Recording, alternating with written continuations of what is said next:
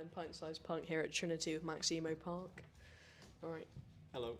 Alright, so I last spoke to you guys in 2020 for issue 6, and yeah, I'm still going, and yeah, so are you.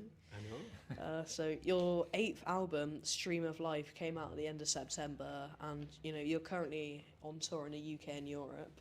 So with the title and the main themes of your new album, based on a stream of consciousness novel that you've read, and you've defined it as what we actually need from life. So what's the actual meaning of life then? Well, I'm still figuring it out, and probably will be till my dying day, which hopefully will be, a good amount of time in the future. But you never know. But always look on the bright side. But the book that it kind of inspired it, or the novelist really, because there's lots of her other work that I like as well, was a lady called Clarice Lispector, and her books are full of kind of wondering about how our minds work and what makes us feel the way that we do. There's loads of emotions that she kind of, the narrators in her book kind of struggle with, and I found myself really sort of relating to it, but it was written only in a style that she could have written, which hopefully our songs are written in our style and have their own thing. But one of the things that I was writing about was what sometimes we want lots of things, and sometimes we get those things, but they might not necessarily be the things that we need. And I guess the broader society also has those kind of concerns. We consume a lot of things, but what do we actually need to live? Probably not that much. And yet there's lots of people without loads of stuff, or the essential things. So I guess that bit's kind of quite serious, but I think that throughout the record there are moments where it's a little bit more, the kind of humorous angles on this kind of thing. It's not just me being too angsty all the time in the lyrics department. There's some levity to it, but I will always be working it out. But I think, to answer your question, probably need less than I have. What do you think? Meaning of life? Well, yeah, similar thing. I think sometimes the simpler things, like even just walking amongst the trees and things, you realise that the simplest things, being more connected with nature, kind of become more sort of technical, or if you like, you kind of, I think, you can have lots and lots of material goods, or you can, wish things are, like the grass is greener, things like that. But if you realise what you've got, and even just having a moment where you're just amongst nature, I find those a lot more significant than maybe when I was younger. So I kind of, whether that's, I feel that there's more meaning in nature and things like that than perhaps before, and I think a lot of us are connecting with nature a lot more. So if there's the meaning of life, I couldn't fully tell you, but I could tell you the things that mean more in life, and that's probably one of the things that mean more these days. Right. So what do you reckon are the best 3 seconds on the album? The best 3 seconds? Oh, that's a good one. That's a good question. Best 3 seconds. Maybe if Tom was here, he might say the drum fill that starts the record. Because it starts with probably about 3 seconds, doom doom dubba dubba, before anybody else comes in. Yeah, he's done that on a few albums, so I think he's quite proud of those moments. That's so right. We'll give that one to Tom. Our first album starts with drums coming out of nowhere, fading in until the rest of the band comes, which I just thought about now. For best 3 seconds for me, let me have a think. I'm trying to think of all the different songs that are on the record. I'm trying to think if there's like a yelp that I do that would sort of be about 3 seconds long. Maybe when the backing vocals come in on the song Stream of Life in the middle eight. The middle eight's just the kind of the bit after the second chorus, and it's, to me, it felt a bit like you're too old to care about this, but 10cc, I'm Not in Love, this song that was all over the place when I was young, just on the radio forever, and it's basically built up of lots of R's, and so I tried to do something a little bit like that on the record. So that's a nice moment without any. There's no words, just lots of ahs. Right. What was the hardest part of the album to finish? I think the writing of it. I mean, once we were in the studio, because we went to America to do it in Atlanta. We knew we only had a set amount of time. And we'd already recorded 2 songs in Newcastle, again up against the clock, because we'd flown a guy in from the south of France, an Australian guy called Burke Reed, and so that was, the recording was all kind of, fairly straightforward. We were always searching for things while recording that you can slot in and make it more interesting, but the songs were written.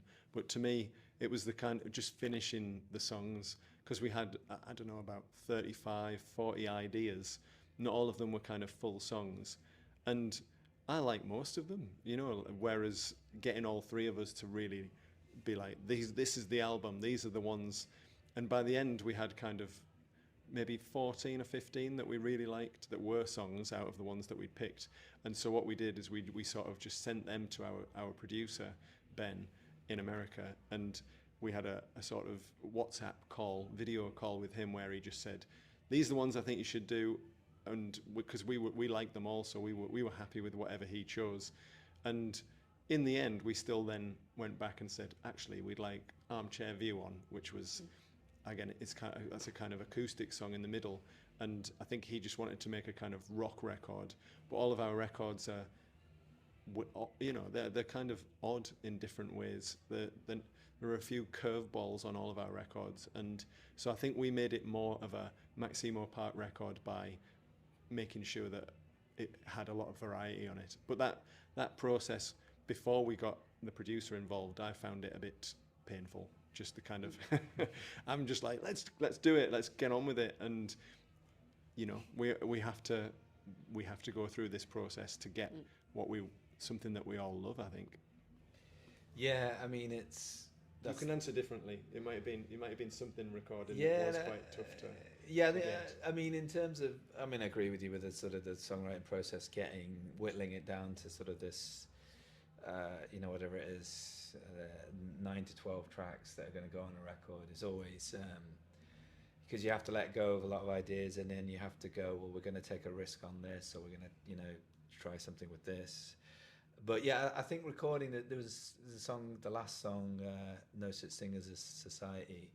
It's kind of we actually recorded it in Newcastle ourselves, and there's something about that recording that I was kind of like, we captured something there, and I was like, I don't know if we could recapture that, And I think it took a while to get the sounds to sit. I mean, I'm happy with it, but it's often like this with a demo, and we talked about this the other day, where there's something within the demo where you go, it's already doing what it should, why would you want to replicate it? So it's quite interesting trying to redo it in a studio, and it's different, but it's not any worse. It's kind of it sort of feels like a different version, even though some of the sounds from the demo are on there. We kind of got a different drum sound, and some of the electric guitars are different and not quite what I imagined, but it was kind of, in a way, this collaboration with our producer Ben that made it kind of fit with the other songs on the record, and it sort of had to go through that process to get there. But yeah, I found that quite hard to sort of get my head into sort of falling in, into the new mold that it was becoming, but we got there in the end. So yeah. All right. So if that album was the love child of 2 other artists, who would be its parents? These are good questions. So I like them. Good. Let's have a think. I mean, I think REM would be one of the parents, even though it's kind of an obvious answer because we went to Athens, Georgia on a little road trip because we were all big REM fans, and that was their hometown when they formed, and we were kind of, we had one eye on the fact that we were quite close by to Athens, and we were in Georgia making a record, and when we grew up, they were one of our heroes, I suppose, as a band. And I think rather than any one particular thing, it's more the idea of writing big pop songs that are also an alternative to something that feel different. There's something mysterious about them, but they're also, you can sing along to them, and I think that's hopefully the case with the record. But in terms of another parent, let me have a think. It's really difficult to say, because it's definitely doesn't sound like an REM record, but there's a hint of that somewhere. Any other musical influences? I mean, I could mention. Yeah, I mean, you could say some of the lyrics were influenced by, lots of books and that kind of thing. But music is a different matter. Yeah, it's funny because we kind of had a certain amount of pressure to get it written, so a lot of it was written without thinking about other bands. Certainly from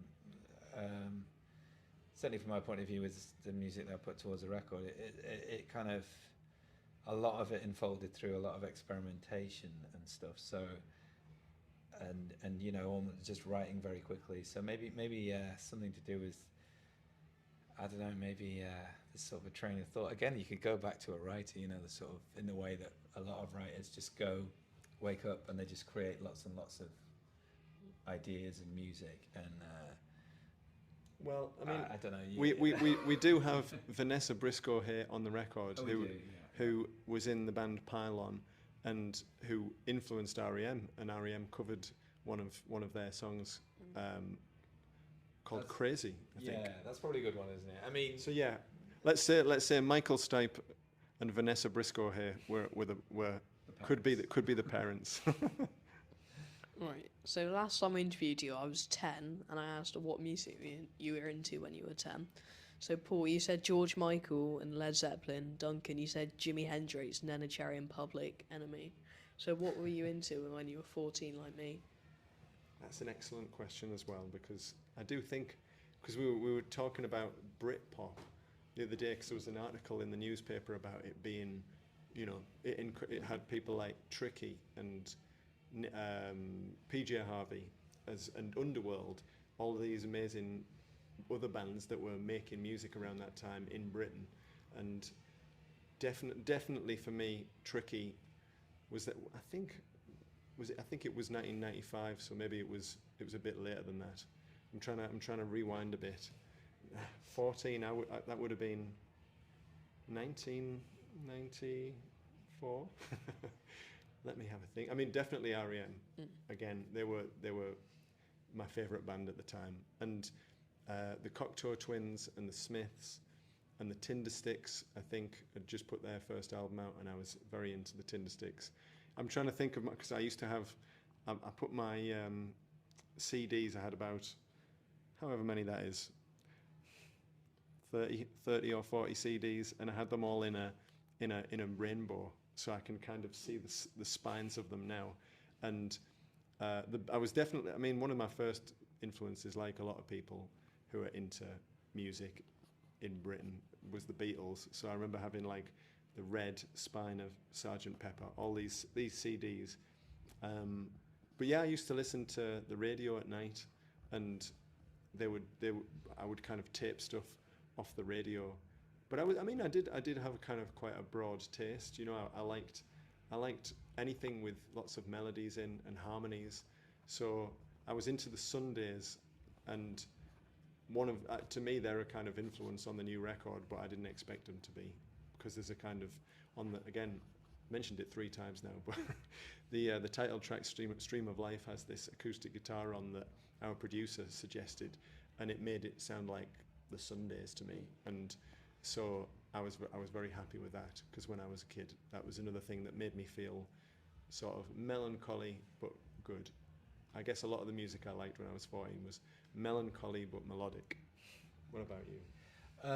91, so, or 91, 92-ish, I guess. So, yeah, so I remember like watching a lot of Top of the Pops, and I remember bands like Soul to Soul and Jazzy B, and like thinking he was like this mystic or something. I just, like, me and my sister, I remember we used to just we used to stand up to watch it, and you know, there's music TV, and we used to just like dance along and sing along to it. It's kind of like Thursday nights was the time of the week to be watching TV for us. And I remember watching that, and then it's probably around about that time that, you know, bands like Nirvana and Smashing Pumpkins came through, and that was just huge kind of for me. And bands like the Lemonheads, and a friend of one of my best friends, Lee, his brother had a copy of Bleach by Nirvana, I think before Nevermind came out. So I think hearing some of their stuff and then their early stuff was like quite exciting, all this sort of like heavy guitar, melodic guitar music. And Gish, I think, was around that time by Smashing Pumpkins. That was, I remember lying between two speakers, put my head and put two speakers there, and turned it up loud, and that's the kind of thing I used to do when I was 14. Alright, so lots of interviewers will ask you about your music heroes. I want to know about your music villains. Oh, I better not say. I could get into trouble. I remember writing a thing for a magazine when I was younger, when the band had first started, and I had a bit of a go at Pink Floyd, and I kind of wish I hadn't now, because I don't really dislike Pink Floyd, but I did say that once, and I feel bad now, because I was just being controversial.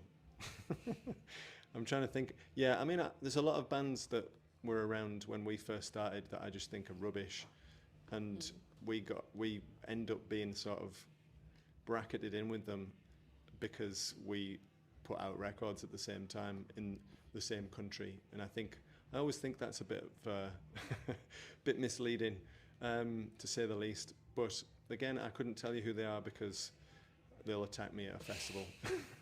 They'll wait for me outside the showers and, you know, give me a good slap in the face.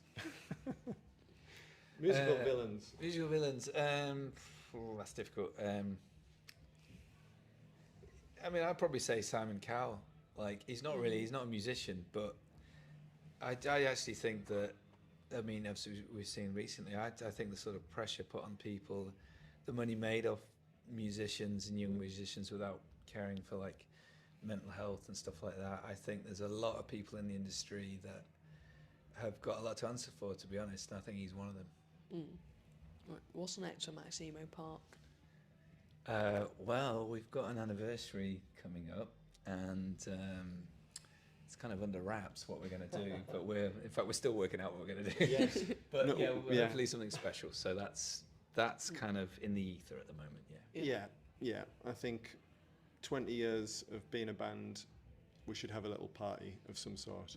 And there are certain things that we haven't released that could get released, I suppose, but we don't know. We're kind of making some decisions, and so next year will be one of the only times we've ever sort of looked back at what we do. But I hope we just keep writing songs. That's my hope.